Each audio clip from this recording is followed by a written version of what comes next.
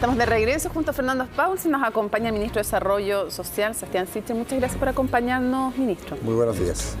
Hay hartas cosas que conversar, entre otras también, lo tocábamos con el panel anterior. Queremos saber su reflexión respecto de este movimiento que encabezaron las tesis, que sigue, que es parte del movimiento feminista evidentemente, pero que removió de alguna manera, y quiero saber qué efectos también cree que provocó y que debiera provocar también en el debate público con la performance que realizaron, no solo en Chile, sino que se replicó en muchas partes del mundo. Yo creo que es quizás lo más interesante de la movilización social lo que pasó con las tesis, porque tiene que ver con la conversación que de verdad deberíamos tener sobre la mesa, que es dónde hay exclusión, dónde hay asimetrías de poder, dónde hay injusticias, más que esta demanda continua. En general, yo creo que lo que ha pasado con el movimiento de las tesis es que está poniendo en positivo demandas sensatas y que tienen que ver con injusticias o asimetrías de poder histórica y que no hemos cambiado la agenda respecto a eso. Entonces aquí hay una conversación que para mí tiene que ver con la conversación de verdad del mediano plazo después de esta crisis, que es la cohesión social y cómo todos somos partes de una estrategia que nos incorpora a la sociedad de manera igualitaria, y parte de la conversación que están poniendo sobre la mesa es cómo las mujeres han ido quedando detrás de esta... Ahora, ellas apoyan fuertemente el movimiento social. ¿Usted no encuentra que las otras demandas sean sensatas? Porque dice, estas demandas son sensatas. No, lo que me pasa con las demandas, ojo que lo que ha pasado en general con esta como reguero de demandas es que cada uno va apropiándose de una demanda personal o individual respecto a lo que quiere. Y esto me ha pasado a mí en los procesos de diálogo colectivo, que falta mucho esta conversación que después de lo que yo quiero. Y esto voy a contar una conversación mía en Los Muermos. Mira, estaba en Los Muermos en un diálogo y una persona me decía, yo lo que quiero es que se fije el precio de compra de los animales, porque efectivamente mis animales se están vendiendo a mal precio en crisis económica. ¿Cómo logramos esa demanda individual justa, legítima, transformarla en un proyecto de país distinto al que tenemos? Yo creo que la gran diferencia entre una y otra es que aquí hay una sensación colectiva, hay una organización colectiva, hay una forma de demanda que tiene un arraigo distinto porque es capaz de construir una sociedad distinta hacia adelante. Yo creo que la gran ventaja que ha tenido el movimiento feminista, no solo ahora, desde los movimientos del 8M, es que han ido sistematizando esa demanda en cosas concretas y transformando esa protesta original en propuestas distintas. Y eso tiene que ver con la conversación que deberíamos tener hacia adelante, que después del malestar, ¿qué viene? Y yo tengo la sensación que las feministas han estado 10 pasos más adelante en esta conversación, porque después del malestar, ¿qué viene? Una sociedad más justa, que incorpore a las mujeres en el espacio, que las cuotas se transformen en una forma, o la acción afirmativa en una forma de representación, y por tanto un cambio de paradigma respecto a la sociedad que estamos construyendo. Ya, pero déjeme plantearle la otra cara de la moneda. No era, evidentemente, los 30 pesos del metro lo que gatilló que la gente saliera. Cada persona vio en esos 30 pesos su propio abuso y de alguna manera sintió que aquí había durante muchísimo tiempo una sensación, un estado de desigualdad tal que, bueno, se rompió la burbuja y salieron todas. Por lo tanto, diferenciar entre las positivas y las negativas, de acuerdo a que algunas tienen que ver con uno. ¿Cómo se hace eso? Porque las mujeres, claro, es más visible y ahí está la performance de las tesis. Pero la persona que la ningunean, uno tiene que esperar que alguien en un mall rotee para que uno diga, ah, mira, sí, esa también me pasa. Eso pasa cotidianamente, es invisible, está fuera de todo eso. Lo mismo tiene que ver con las estructuras de salarios promedios en Chile a la hora que se empiezan a conocer a la hora de jubilar. Y por lo tanto, ese tipo de situación son diferentes manifestaciones del mismo problema, que es una sensación de desigualdad que pasa por el género hasta, por ejemplo, el que le pagan de menos eventualmente al ganado. Pero ahí la reflexión, Fernando, tiene que ver con que esa conversación de los malestares, las sociedades las pueden resolver de dos formas. O se transforman en malestares continuos, en que terminamos con fuerzas centrífugas todos polarizados diciendo, mira, en realidad a mí no me gusta el espacio donde vivo y por lo tanto me manifiesto respecto a este espacio donde vivo que me parece injusto, o en realidad tenemos conversaciones de dónde tenemos que reconstruir esta relación de nuevo para mejorar las cosas. Entonces, no es que haya manifestaciones más legítimas o menos legítimas, es que lo que me parece interesante del movimiento feminista es que ese malestar se ha ido transformando en demandas concretas que permiten armar una agenda al mediano plazo. ¿Cuál es el desafío? No es el desafío de los que se manifiestan. El desafío nuestro, de los que estamos en el sector político, diría más bien en la elite de todos los espacios, es construir con ellos una agenda concreta después de esa demanda, porque si no, al final, lo que nos va a pasar es que es imposible ponernos de acuerdo respecto a qué agenda salir. Y yo voy a hacer respondamos algo un par de cosas. súper concreto en eso, que me ha pasado estos días, a mí, sensación personal, yendo al Congreso de Arte y todo, es que finalmente cada uno empieza a polarizar la situación y decir, si no se hace exactamente lo que yo digo, y además, lo escuchaba en el panel anterior, y lo que la gente quiere es exactamente lo que yo digo, porque eso es lo que están manifestando, porque yo sé lo que ellos quieren, empezamos a hacer imposible la construcción de una agenda común para reconstruir un poco la relación entre los ciudadanos. Y eso yo creo que es lo más complejo de lo que estamos viviendo. Cada uno siente que el que está hablando en la calle es exactamente, dice lo que él representa. Y cuando tenemos un problema así, lo que tenemos que hacer es saber cuál es la demanda y cómo transformarla en un proyecto. Algunas cosas concretas. Por ejemplo, ¿está a favor de cuotas de candidaturas para mujeres en la Convención Constituyente o estaría de acuerdo con escaños reservados para mujeres, ya que está tan de acuerdo, paritaria, ya que está tan de acuerdo con el movimiento Mónica, feminista? yo soy súper respetuoso del proceso que están viviendo los partidos. Yo soy partidario completo de que haya participación femenina, pero creo que los partidos están en esa conversación y ahora estoy hablando como representante del gobierno. Y por lo tanto lo que corresponde es mantenerme pero como fuera ciudadano, de la ¿le gustaría? Me encantaría que se hayan señales de discriminación positiva para la participación de las mujeres. Pero a través en la de cuotas, de cargos o de ver cómo lo van resolviendo en la conversación de los partidos, pero todo lo que sea lo más abierto posible para la participación femenina, al igual que de pueblos indígenas. Para resolverlo al tiro. No me voy a manifestar respecto a los mecanismos, porque están en la discusión los mecanismos de los partidos y corresponde que ellos en ese acuerdo lo construyan. No adhiere ninguno de los dos. Adhiero al que resuelvan los partidos en el acuerdo y ahí voy a estar, pero ojalá sea, y ahí para ser franco en la opinión, lo más abierto para la discriminación positiva, para la participación femenina en el proceso. Ministro, ¿hay mucha discusión respecto de esto al interior del gabinete? De exactamente lo que usted está diciendo en la primera, sobre todo en la primera parte, de creer que, o concuerda mucho con usted, de creer que en realidad cada cual como que está levantando o apropiándose de su particular queja y no hay aquí 3 o 4 grandes problemas serios, globales, que todos pasan por tratos, desigualdad, segregación, problemas de privilegios para unos versus otros. ¿Dónde están, básicamente lo que estoy preguntando es, dónde están los acuerdos en materia de visión y dónde están las diferencias para poder producir Mira, yo creo que el presidente lo dijo en las primeras horas, o sea, en los primeros días, que tiene que ver con esta sensación o este mea culpa de que tuvimos falta de visión con una sociedad que se estaba transformando en una sociedad cada día más injusta y que había asimetrías de poder, de abusos, asimetrías económicas y sobre todo, y voy a hacer aquí, esto no sé si de acuerdo o no, voy a hacer mi opinión, una indolencia en general de la clase política y de la élite respecto a las necesidades cotidianas de las personas. Si parte de la conversación que ocurrió con los 30 pesos, y a mí me tocó en un minuto dar algunas declaraciones en ese sentido, era no darnos cuenta, lo rápido que teníamos que darnos cuenta que esos 30 pesos tenían que ver con una sensación más profunda de la inequidad respecto a los ingresos y cómo participaban con esos ingresos en el desarrollo. Hay una segunda cosa que se ha discutido menos, porque es menos popular discutirlo desde la política y que tiene que ver con los abusos. Abusos del sector privado y abusos del sector público, con la burocracia, con las demoras en los procedimientos y cómo hemos sido también indolentes en reaccionar más rápido. Y la tercera, que yo creo que es una conversación que es la que viene después de esta cadena, que es la cohesión social. Es cómo somos todos partes integrales de una estrategia de desarrollo en que la confianza en las instituciones, en que la ciudad es capaz de construir una sociedad en que participamos todos de manera más justa. Yo agregar algo, una reflexión muy personal, creo que hay un problema de esfuerzo además. Aquí la desigualdad de esfuerzo es brutal.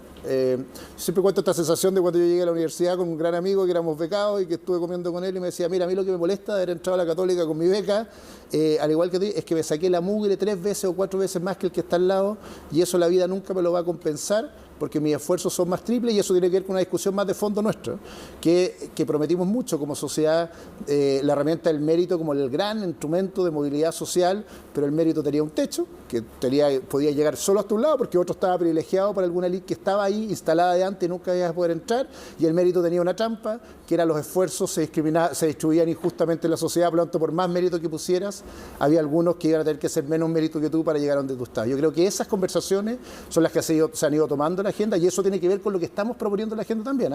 Ojo con eso, hay una cosa que no me olvido cada vez que estoy en este ministerio, que en Chile hay gente que declara ingreso cero, y no es poca gente, cero.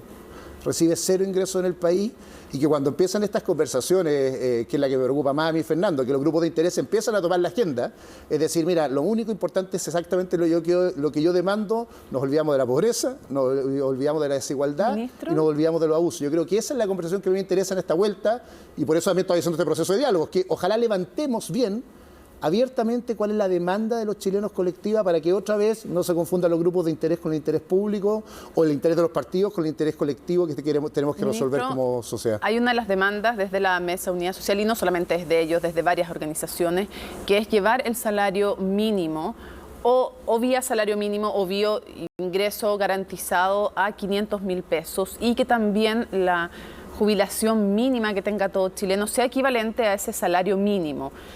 O lo más cercana posible.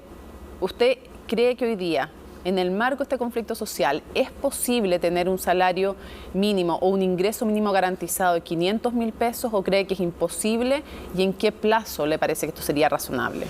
Dos reflexiones ahí. Lo primero, créeme que estando sentado acá y estando en el gobierno, creo que la principal preocupación nuestra es que ojalá lleguemos a esos ingresos y a esas pensiones. Decir lo contrario, decir que son buenas las pensiones o buenos los salarios en los niveles que están. De hecho, 550.000, de hecho, sería una locura que piden. Pero ahí hay dos conversaciones que son súper profundas. Otra vez hablando ayer con mi mamá, le decía, me encantaría poder resolverlo, pero los gastos públicos no se financian imprimiendo billetes. Ojalá fuera así, pero no se puede hacer así para el gobierno responsable y por lo tanto tenemos que hacer todos los esfuerzos que podamos para seguir aumentándolo. Ojo, que los esfuerzos financieros que se han hecho para poder aumentar las pensiones con el compromiso que hizo el ministro Briones son gigantescos y son más grandes que los que se ha hecho en la última década. Ahí conversamos un poquito más de por qué se dejaron hacer los últimos 4 o 5 años en materia de pensiones, pero creo que hay un avance sustantivo allá que no es suficiente, pero es un paso y hay un derrotero o un camino de mediano plazo que permite seguir avanzando. El ingreso mínimo es la misma discusión. Por primera vez estamos metiendo un subsidio, es decir, estamos financiando con gastos de todos los chilenos, con recursos de todos los chilenos, los ingresos más bajos y este subsidio que es el que estamos llevando como gobierno son 49.000 pesos hasta 370.000 pesos. De la promesa inicial o lo que dijimos en la agenda social cambió harto, porque dijimos solo para los que ganaban 300.000 pesos, ampliamos a 370.000 pesos. Pregunta, ¿este ingreso mínimo garantizado que ha propuesto el gobierno es el tope de lo que se puede hacer o usted cree que se puede hacer un esfuerzo mayor? Estamos en plenas conversaciones para poder hacer un plan de mediano plazo en el aumento de esto, pero tiene que ver otra vez con el subsidio del Estado que se le pone el ingreso. Y yo creo que tener una conversación que va a empezar mañana, Mónica, que no es menor. Nuestro problema en una semana más va a ser los que se quedan sin pega. Y yo creo que esa conversación no es menor porque en la medida que tú subes forzosamente el ingreso, cuando tienes una economía que está cayendo, lo que va a pasar es que más gente va a quedar desempleada y por lo tanto tenemos que tener una conversación de si ponemos solo recursos en aquellos que están en el mercado laboral o en realidad la mayoría de los recursos no se deberían ir a estas personas que ayer declaraban ingreso cero y que sabemos que van a crecer sustantivamente el próximo mes por la situación de nuestra economía y por lo tanto la mayoría de los recursos, otra vez esta idea de que la agenda no se la coma simplemente porque organizaciones sindicales la ponen sobre la mesa, van a tener que irse exactamente para proteger a aquellos que están quedando desempleados y en eso estamos trabajando más sustantivamente en el Ministerio. Ministro, ahí hay un par de cosas que usted mencionó que me parecen súper interesantes. Una de ellas es esta lógica de que ha sido casi un mantra de que lo que importaba era crecer. Incluso un presidente de la Concertación dijo el crecimiento es lo que importa y el resto es música. Pero lo que estamos viendo hoy día y que entiendo que cuando alguien dice hemos escuchado a la gente, lo está entendiendo más o menos así, es que no era el crecimiento la variable única que había que mirar. Era no solamente el crecimiento, sino que cómo se distribuía ese crecimiento, cómo se generaba las condiciones para que ese crecimiento potenciara positivamente a la población y eso no se ha dado en múltiples instancias. Entonces la pregunta que le hago es, ¿debe mirarse con los mismos ojos? Porque me pareció escucharlo decir de que no se puede financiar esto imprimiendo billetes. ¿Debe financiarse con los mismos ojos una situación tan dramática como la que estamos viviendo o hay que empezar a mirar fuera de la caja endeudándose como lo propone Rodrigo Jordán o Jorge Quiroz en el Plan B en una columna del Mercurio o buscando fuera de las normas para, primero que nada, tener claras cuáles son las nuevas prioridades, porque van a tener que haber nuevas prioridades, y buscar el financiamiento, y si es que eso significa endeudarse, bueno, se endeudará. Pero, ¿por qué poner la misma excusa de siempre para un problema nuevo? No, pero mire, no me parafraseé diciendo que yo puse la excusa de que no era necesario gastar más. De hecho, la verdad, si algo ha cambiado desde el 18 es que se ha gastado mucho más en gasto social y además hemos cambiado bastante harto los paradigmas. Se está recaudando más, se está poniendo impuestos a la riqueza, se está haciendo una estrategia de aumentar el gasto social. Entonces, cuidado con esta idea binaria que tenemos, que es como ha cambiado mucho el país del 18 y eso también ha tenido que ver en cómo miramos desde el gobierno y desde el Parlamento el gasto social. Y eso es una conversación que a mí por lo menos me tiene bastante orgulloso de donde hemos podido construir acuerdos transversales en esta materia. Después viene una segunda reflexión, que es la tuya, si es suficiente. Yo te voy a decir dos cosas que a mí me han pasado en los últimos 8 años en Chile. Primero, esta idea binaria de que por la igualdad había que sacrificar 100% el crecimiento, porque lo importante era la igualdad, que fue parte, yo creo, de la promesa del gobierno pasado y que fue un error grave, porque terminó sacrificando parte importante de la estrategia de crecimiento por solo la promesa de igualdad. Y digámoslo, no solucionó el problema tanto así que terminó perdiendo la elección el gobierno pasado. Nuestro error, y aquí también asumirlo de este gobierno, es que la promesa de crecimiento en sí misma no es suficiente si uno no acelera los cambios sociales. Pero ambas cosas no son binarias, que yo creo que es lo que me preocupa de la polarización del debate hoy día.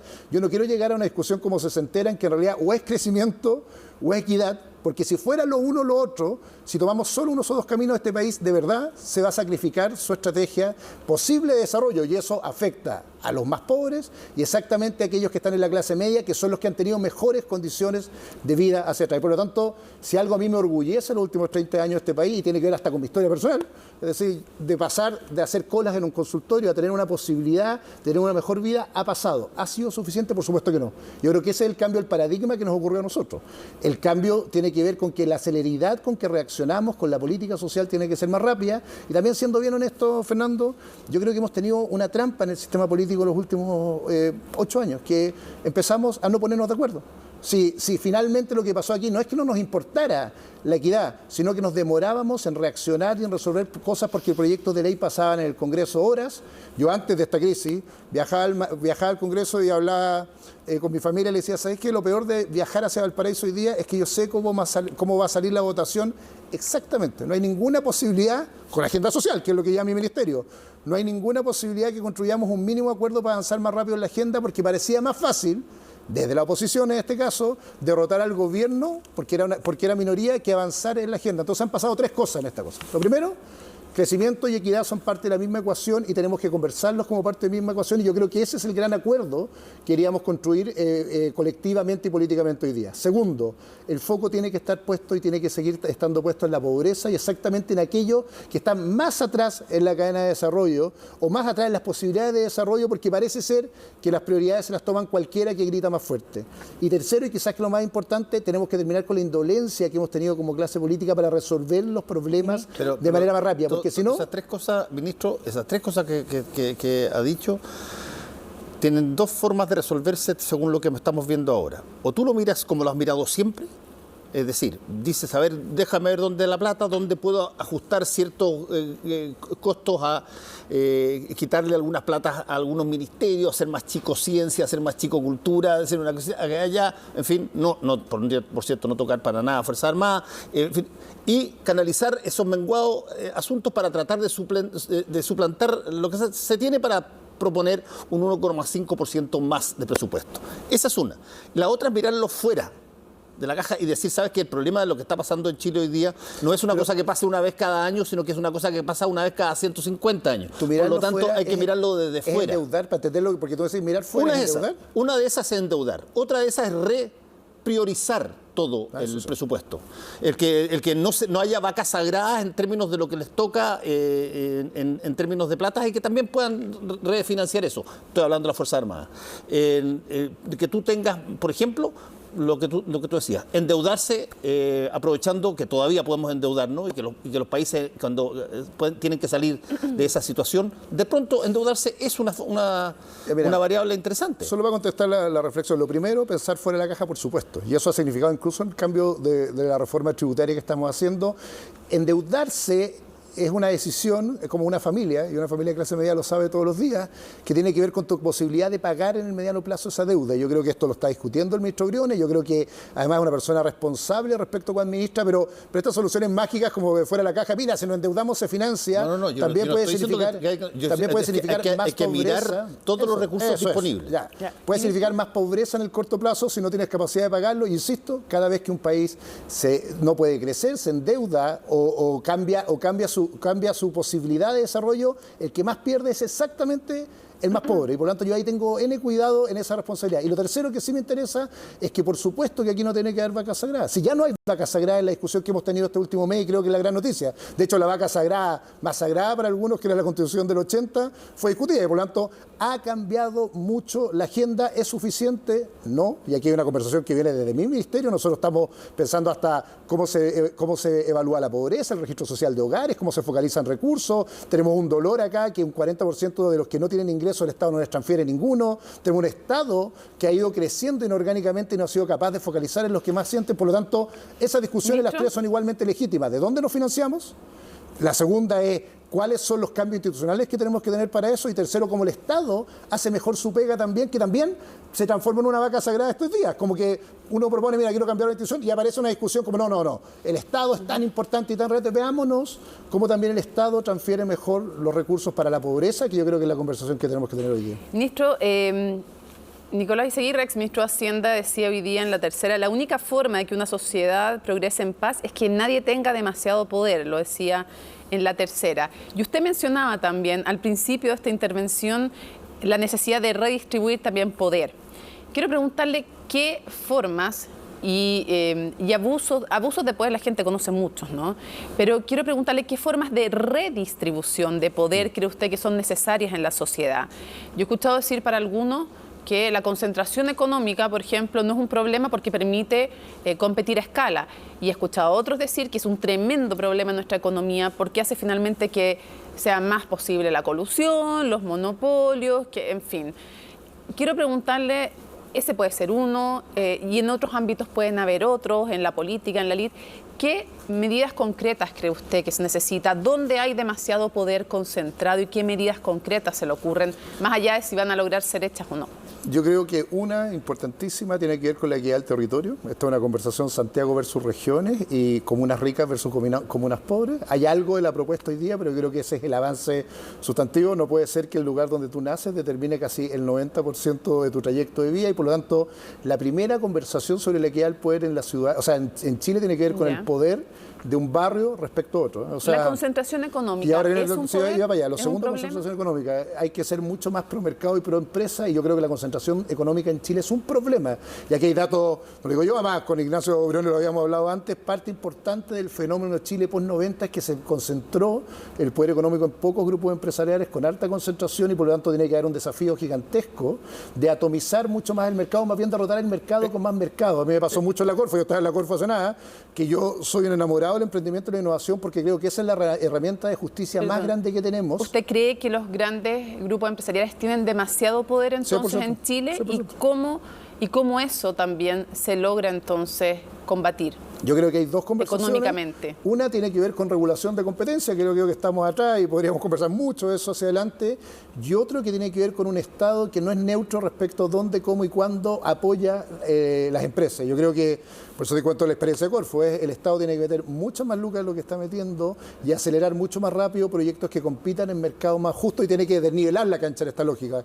¿Cómo vamos a lograr cambiar las reglas de competencia?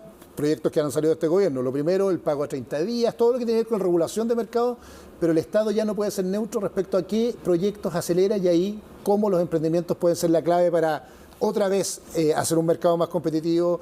Es clave. No es solo regulación en este caso, sino es fomento, política de fomento, y por lo tanto hay que fomentar nuevas empresas hacia adelante. Fíjese que de los dos temas que usted ha conversado, los dos tarde o temprano llegan a la Constitución, y por una razón bastante práctica, digamos. Nosotros tenemos chilenismos, por ejemplo, como eso de que de repente las cosas pasan.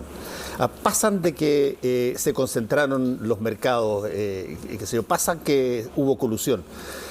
El diseño de todo eso impulsaba de alguna manera la colusión, impulsaba que se concentraran, se repartieron las empresas en términos de la forma de privatizarlas en la época de la dictadura de una manera determinada que iba a terminar con grupos económicos inevitablemente que iban a tener un gran poder. Que no tengan regulación, el Estado no tenga regulación, que cada vez que un superintendente le pregunte qué pasa y él dice no tengo fondos para inspectores, eso es un problema de diseño, no es un problema de mala utilización de recursos.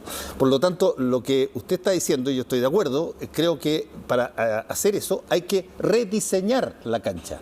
Y la Constitución permite rediseñar la cancha, por lo menos en un montón de áreas de este tipo, pero no estoy tan seguro de que ni siquiera dentro de su gobierno le estén pensando como usted. Pero, Fernando, dos cosas ahí. Yo soy enamorado del derecho constitucional, he hecho clases de esto, esa conversación la he tenido en mi boca, pero tampoco hay que hacer un fetiche de la Constitución en esta lógica. Yo creo que el cambio de reglas es importante, pero si uno mira lo que ha pasado con nuestra economía y la concentración, tiene algo que ver con el marco regulatorio, mucho, en la sanción de abusos y regulación de mercado, pero tiene mucho que ver también con que nos desarrollamos muy fuerte en los 90 a través de la cadena de exportación, invertimos muy poco en I+D y por lo tanto fuimos incapaces de acelerar cadenas de valor respecto a esta producción. O sea, son las dos conversaciones, porque si no nos va a pasar que vamos a cambiar las reglas del juego, pero vamos a terminar exportando materias primas hasta el final de los días y no conversamos al mercado. Pero volvemos los clichés ahí, ministro. No. ¿Qué se decía? ¿Por qué razón en esa época se exportaba todo y no se hacía I+D? Porque resulta que la discusión desde Hacienda hacia todos los productores era, compadre, pero si es mucho más barato lo que hace China, trae las cosas de China, es mucho más barato eso, baja los aranceles, trae las cosas de China, trae las cosas de Corea, trae las cosas de Vietnam y por lo tanto concéntrate en aquello para lo cual tú tienes una cierta ventaja comparativa y eso es exportar así, recursos naturales. Sí, pero ¿Se acordará de esa discusión? Para que no nos demos vuelta en esto. Mira, sí se requieren cambios en el modelo de regulación, cambios institucionales para esto. A la estructura de mercado. A la estructura de mercado, pero también tiene que haber una reflexión respecto al comportamiento de nuestras empresas, la ética empresarial. Obvio. O sea, creo que esa conversación, por eso digo que no es un fetiche, porque enamorado de las leyes y un país que todavía vende las leyes en los kioscos en el centro, que se venden mucho, también tiene que haber una conversación respecto al rol que juegan las instituciones en esta vuelta. Y eso tiene que ver con la crisis institucional. ¿Cuál sería la conversación respecto a la ética empresarial que usted cree que tiene que darse? Una conversación en el mundo empresarial que ojalá se esté dando respecto a cómo se vincula primero con sus empleados y trabajadores.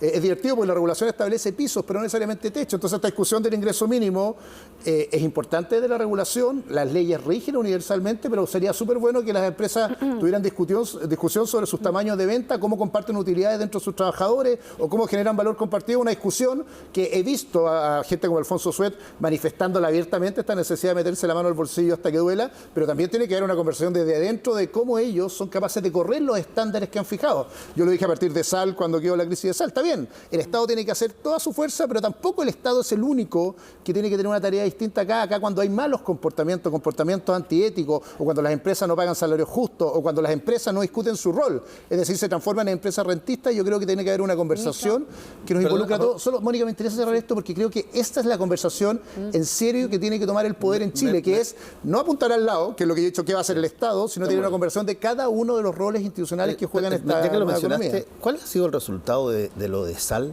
Porque en un momento dado se dijo que había un decreto de cancelación de concesión. Acuérdate que en este minuto hay una investigación en curso respecto a Sal, pero no ha habido ni una noticia de eso. ¿Qué es lo que se espera? ¿Qué es lo que el gobierno espera que suceda? Que termine la investigación y, como dijo el presidente, se van a tomar las sanciones más drásticas necesarias de acuerdo a esa investigación. Pero hay una investigación en curso que tiene que resolver las sanciones que se aplican en esa materia. Se nos acabó el tiempo, pero no quiero cerrar sin que usted haga una reflexión respecto de qué le pediría usted a los movimientos sociales respecto de la movilización social, porque hay algunos que dicen, la verdad es que es momento de pasar, lo decía Esquella, con todo un contexto, estoy reduciendo obviamente la frase, de las calles a las sillas, a plantear otras ideas. Lagos Weber decía que había que moderar la movilización. Otros sostienen, si nos dejamos de movilizar, igual como pasó después del fin de la dictadura, resulta que después no pasa nada.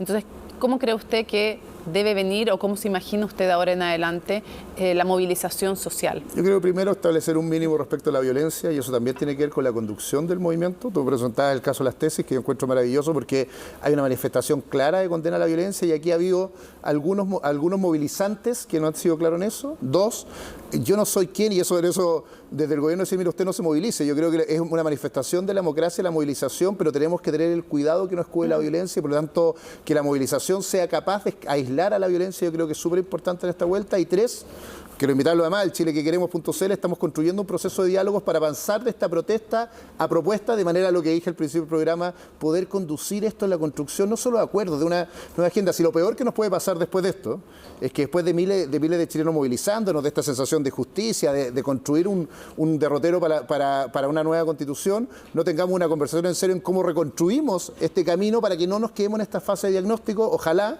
en la conversación que vengan discusiones como las que tuvimos acá. ¿Qué va a pasar con las estructuras de mercado? ¿Cómo vamos a discutir la protección de los abusos? Y cómo las movilizaciones, ojo, vuelven a ser una forma de manifestación democrática y que ocupan el espacio público sin que se la tomen barras bravas, delincuentes en esta lógica. Yo creo que aquí hay un canal súper importante que tiene que ver con el legítimo malestar y que tiene que seguir abierto, porque nos pone a nosotros el sentido de urgencia, pero tenemos que ser súper claros que lo que es violencia y delincuencia, y hay que aislarlo del proceso.